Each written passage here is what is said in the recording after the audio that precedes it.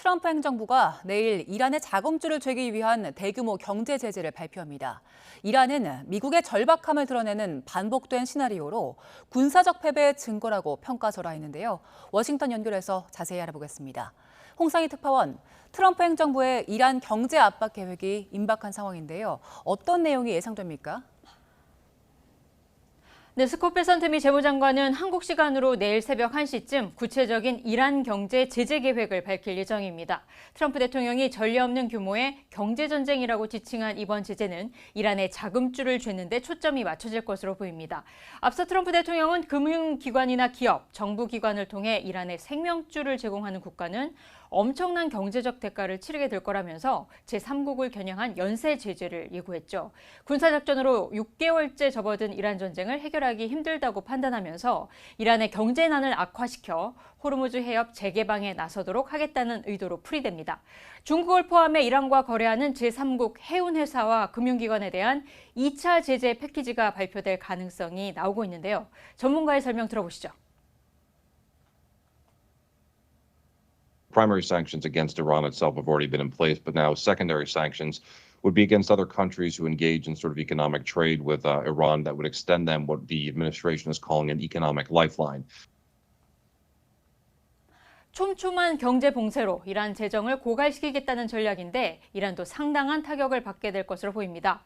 경제 제재 성공을 위해 이란산 원유의 최대 구매국인 중국의 협조가 관건이지만 이 중국은 이미 일방적인 제재에 반대한다며 반발하고 있습니다. 때문에 다음 달 워싱턴에서 열릴 미중 정상회담을 앞두고 이번 대이란 경제 압박이 미중 경제 갈등으로 번질 가능성도 나오고 있습니다. 이 부분에 대한 설명도 들어보겠습니다.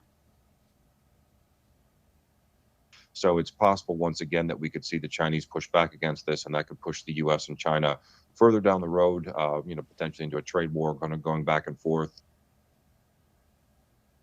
또 여전히 결정권이 이란 혁명수비대와 강경파에 있는 상황에서 이란이 영내 에너지 인프라 공격으로 보복에 나설 가능성까지 제기되고 있는 상황입니다.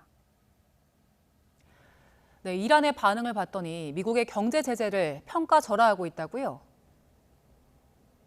그렇습니다. 아바스 아라그치 이란 외무장관은 미국이 예고한 대규모 경제 제재는 과거 미국 행정부에서 여러 차례 시도했던 반복된 시나리오라고 말했습니다. 아라그치 장관은 미국이 똑같은 영화를 반복해서 틀고 있기 때문에 이란은 어떻게 맞서야 하는지 잘 알고 있다고도 말했습니다.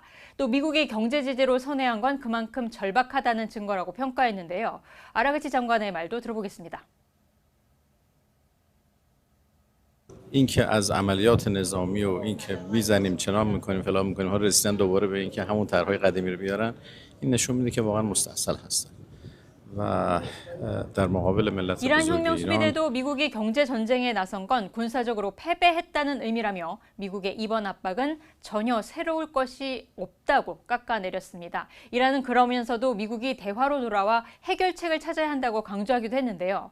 미국과 이란의 협상을 중재했던 아심 무니르 파키스탄군 총사령부는 미국의 경제 제재 발표 당일인 현지 시간 24일 테헤란을 방문할 예정이어서 이 협상의 돌파구를 마련할 수 있을지 관심이 모이고 있습니다. 지금까지 워싱턴에서 전해드렸습니다.